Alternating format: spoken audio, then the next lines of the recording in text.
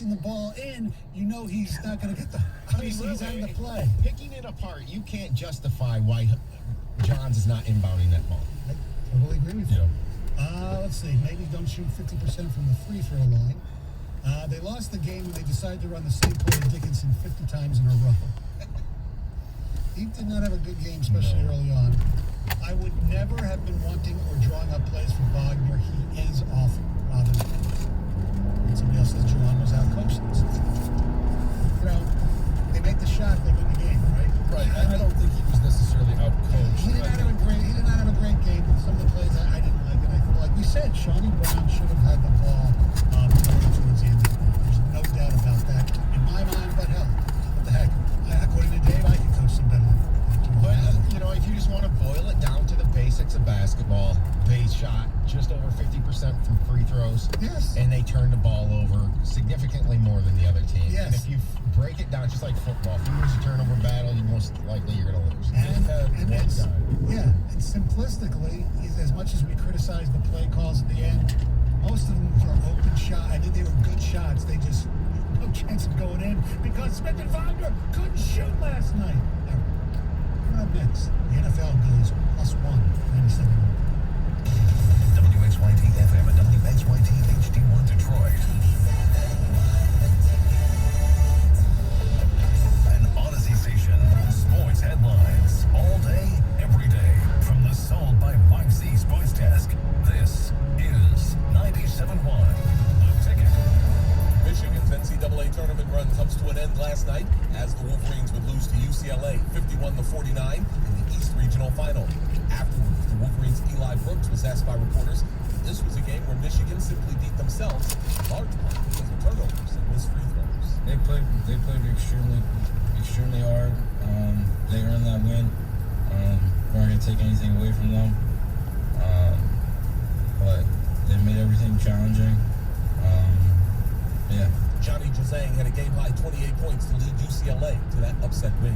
Gonzaga also makes it into the Final Four last night after the Bulldogs beat USC 85-66. This, by the way, marks the first time in NCAA tournament history that all of the teams in the Final Four are located west of the Mississippi River. A 4-game road trip begins with a loss for the Red Wings last night as they fall to the Florida Panthers 4-1. The Pistons are back on the hardwood tonight as they'll take on the Portland Trailblazers at Little Caesars Arena. That game starting at 6:35. Today will be a workout day for the Tigers as they get set to open up the regular season tomorrow afternoon with a game at Comerica Park against the Cleveland Indians, a contest that you'll be able to hear right here on The Ticket. Matthew Boyd will get the start in Game 1. He'll be matched up against 2020 Cy Young Award winner Shane Bieber. As expected, NFL owners agree to expand the regular season to 17 games, beginning with this upcoming season.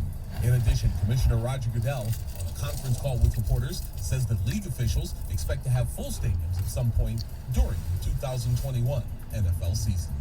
From the Ticket Update Desk, I'm Tony Ortiz. For more, stay tuned to 97.1 The Ticket and Odyssey.com. Live from the Jamie Samuelson Studio, Stoney and Jansen on 97.1 The Ticket. Good morning. If you're getting up, you watched the game last night. Hope you got enough sleep to go on with your day. Want to remind everybody that radio.com is now Odyssey. Download the Odyssey app and listen to 97.1 The Ticket. That's Odyssey, AUDACY. Our telephone number is 248-539-9797. There's also the ticket text. Now, during Tony's update, they were showing the highlights on ESPN. And I know I criticized, and I think we all did, Mike Smith for taking the three and not taking it to the hole with Tiger Campbell backpedaling. But further look at it, if he would have continued his drive, he would have ended up in the trees, basically, and maybe probably missed a shot anyway. And he is, as Greg pointed out, as bad as he was shooting, that's my biggest problem is because he hasn't shot well with it. But he has a 41% shooting from three-point range, so it was not a horrific decision. The Wagner air ball, by the way, which is trending on Twitter, and looking at it again, you know what the biggest problem with that shot, besides it was an air ball, was where he took it from. He had space perfectly, but if he would have taken the shot right a little bit behind the line, I think it might have gone in. It was on target, but it was short because he took it from so far back. Yeah, but it wasn't out of what should be his range. shoot. No, but I'm just saying, it was Yeah, a foot if he had- short. If it was a yes. foot closer, he might have made it. Yes. That's my point. There's no need for him to take it from further back. Hold on. I'm sorry, but no, not it should be his range, but that's for some reason Right. he does not have that kind of range where he can hit a three behind the arc, but you take a step back Right. and he is not. I mean, he's even worse. Obviously, he doesn't have the range shooting of a good three-point shooter. Correct. He shoots too many threes for how good he's at shooting threes. I mean, this year 34%, last year 31%. And better next year, he'll be 37. Anyway, the NFL, as expected, the owners and the players agreed to a 17-game schedule. So there's no surprise there. I do want to ask you this question. 248-539-9797. So does that mean, like, we're going to be okay with 6-10-1? No, you say, how are Lions going to do? Well, the 8-8. So really, parity for the Lions is going to be 8-8-1. That's only if we can open up with Arizona. Yeah, it'll be 9-8 gets you in the playoffs. It's just going to be really weird. Look, we can adjust. We adjusted. What was it 1978? Is that when they switched I think it was even earlier than that. from 14 to 16? Yeah. And so we've had it for a while.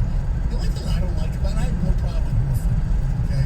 Yeah. I don't either. I just don't like the odd. I can either 18 or keep it the way it is. That's such a classic story. I know. It's just It doesn't bother him. Who cares? I know. He's just mad because the NFL said you're going to have 17 games, you're going to have an odd number, and you're going to like it. Exactly. The only sport that has an odd game schedule, right? Baseball. But why does that bother you? I don't know. Like college teams, some play odd amount. Yeah, that's true. Well, professional, I'm talking about. But I don't know. It's just weird to me because you have one team that has, one conference has more home game. I don't know. It's just crazy to me. And You know, Gator has the list. yeah. I think we need to do Stoney's list. Oh, I'm making it.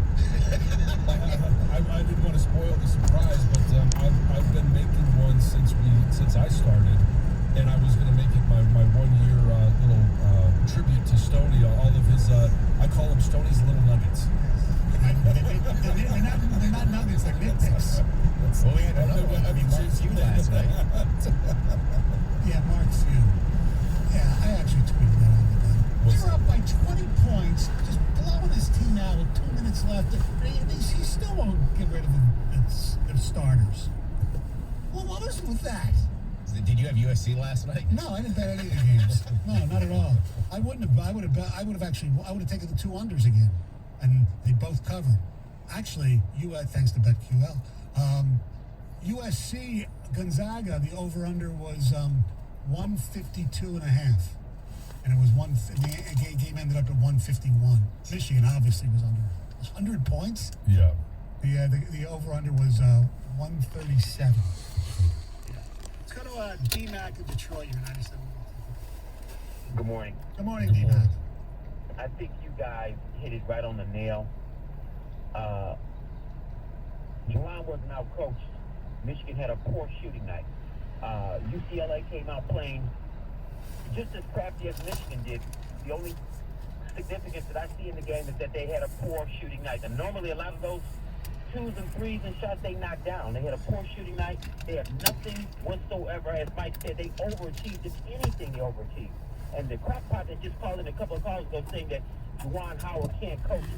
Red dude needs to stay off the hippie lettuce for a little more.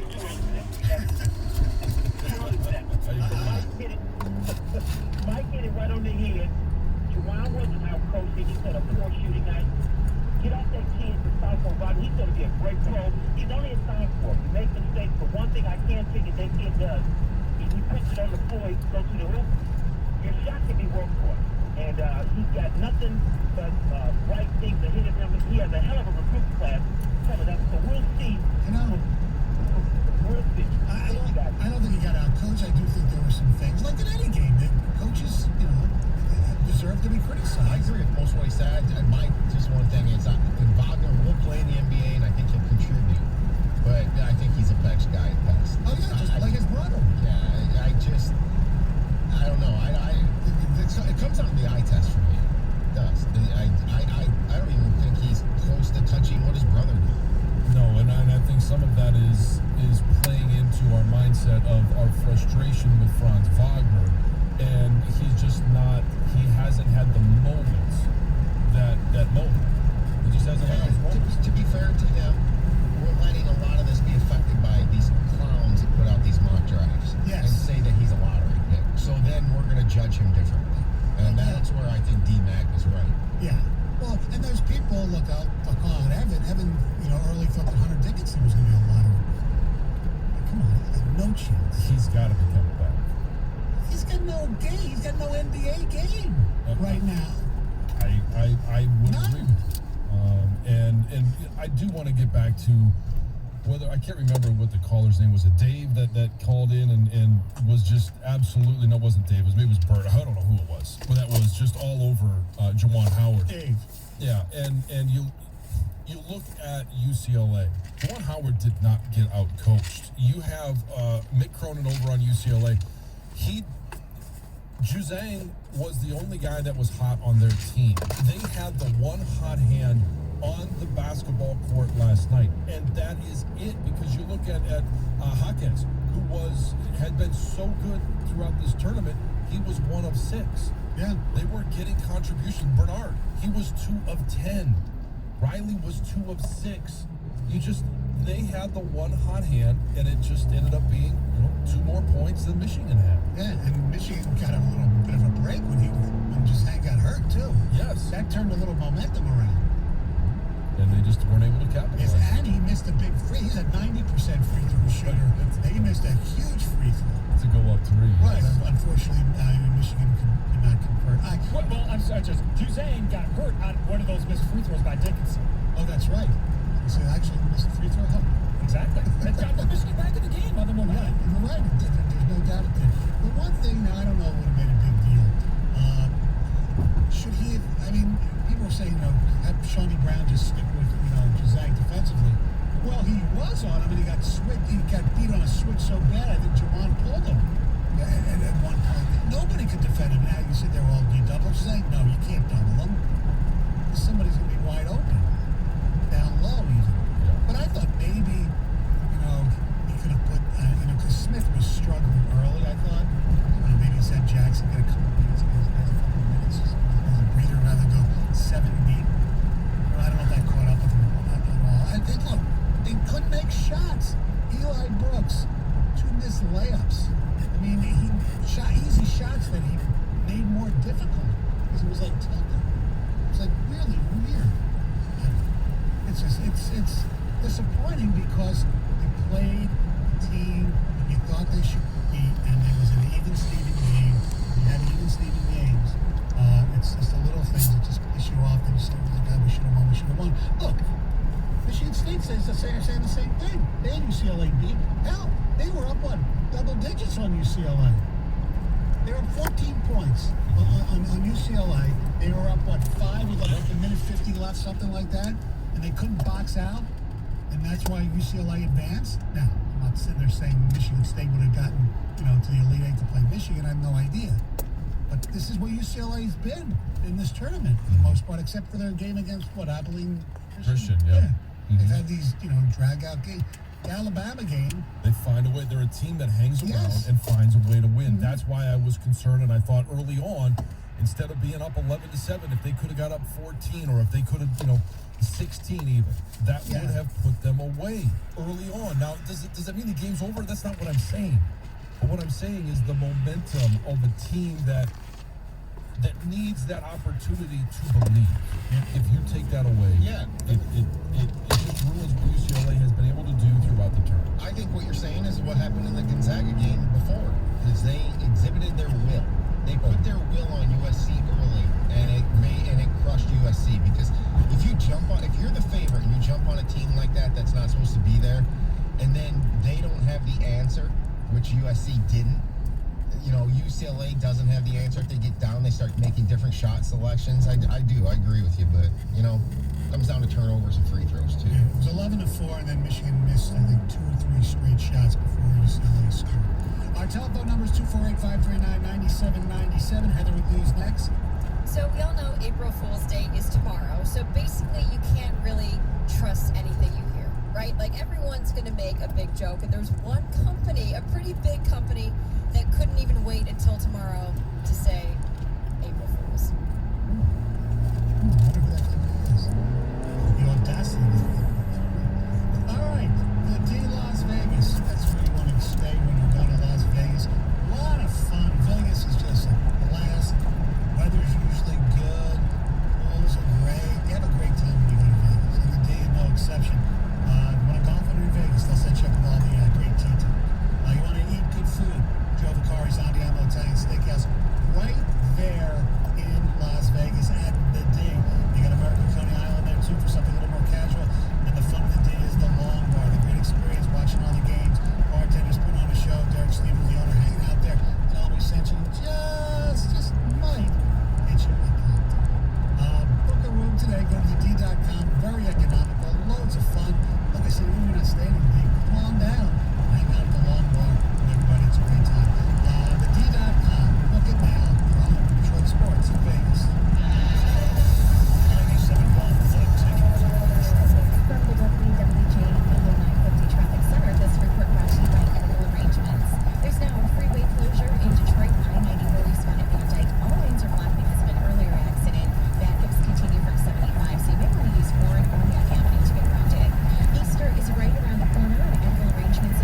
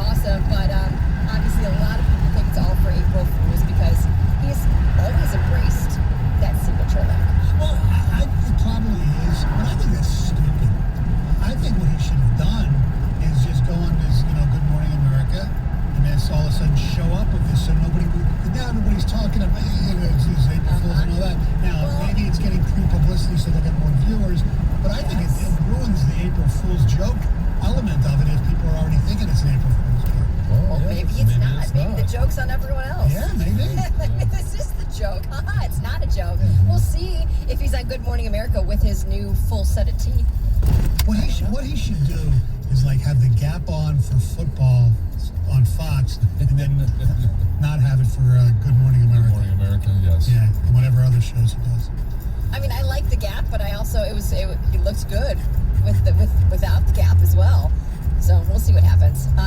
Okay, so according to the CDC, Michigan had the worst COVID infection rate for any state in the country over the last 7 days. So according to the data from their COVID tracker, Michigan had 361.5 cases of COVID per every 100,000 people, which actually puts Michigan at the highest in the country. And we're right there with New York, New Jersey, and Connecticut. But because of this, we're getting more vaccines than anyone. And I just saw that they're opening up new drive-through vaccine center in Sterling Heights. We've talked about Ford Field is pretty easy to get. And look, if you want to get vaccinated, you can find it. You can find it. It's not that difficult, and they're not even. It's getting to the point where any age.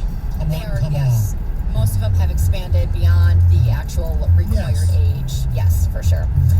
Kendall Jenner is beefing up her security after a man attempted to go for a naked swim in her pool.